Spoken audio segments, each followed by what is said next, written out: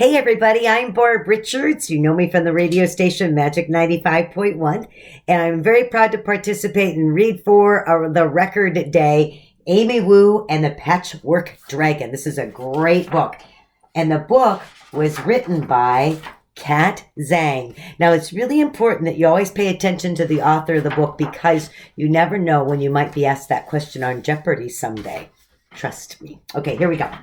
During story time, Miss Mary reads Amy's class a book about dragons. Dragons that hoard treasure. Dragons that blow fire. Dragons that fight knights in gleaming armor.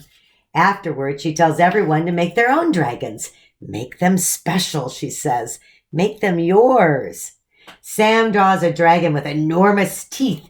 He crafts the wings from postage stamps.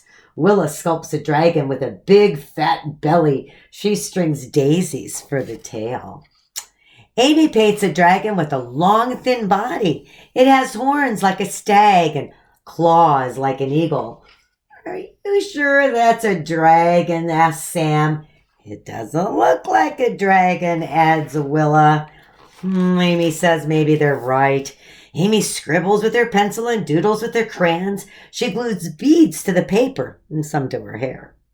Bits of dragons emerge. Dragons with shiny green scales. Dragons with leathery wings. They look great. They look just like the dragons in Miss Mary's book, but none of them work. None of them feel quite right. These dragons are not the dragons Amy wanted to make. Time to clean up, says Mary. I'm not done, says Amy. The rest of the class put their dragons on the show and tell table. But there's nothing from Amy. Nothing at all. Willa and Sam come over after school, but Amy can't even smile. Oh dear, says Amy's grandma. Why the sad face? So Amy tells her. Her grandma gets a twinkle in her eye. Come, she says, let me tell you a story. She tells them about dragons that bring down the rain. Dragons that are wise and just. Dragons that fly without wings.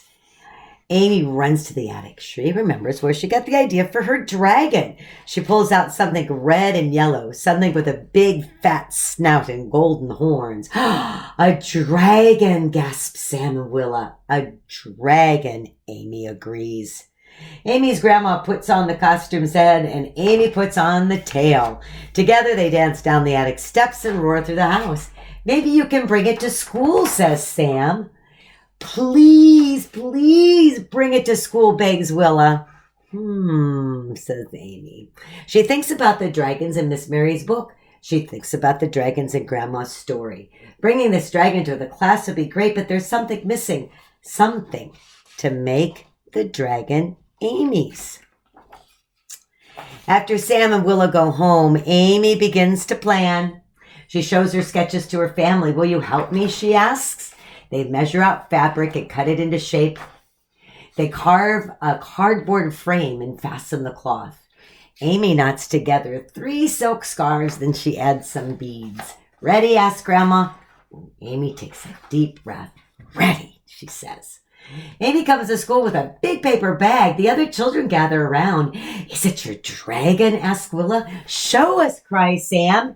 Amy puts on the dragon's head. She invites Willa and Sam beneath the dragon's tail. Together they dance to the classroom and roar between the desks. Everybody cheers. Miss Mary laughs so hard she can't even breathe.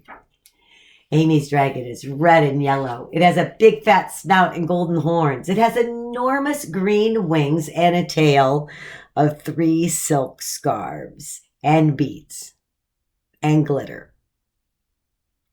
Lots of glitter. It works splendidly. It feels just right. It's exactly the dragon that Amy wanted to make. Now you get to make your own dragon. What a cool book this is. I hope you enjoyed it. I enjoyed reading it to you. And remember, grow up to have a love of reading. You'll never have a lonely day in your life if you love books. They're always such an adventure.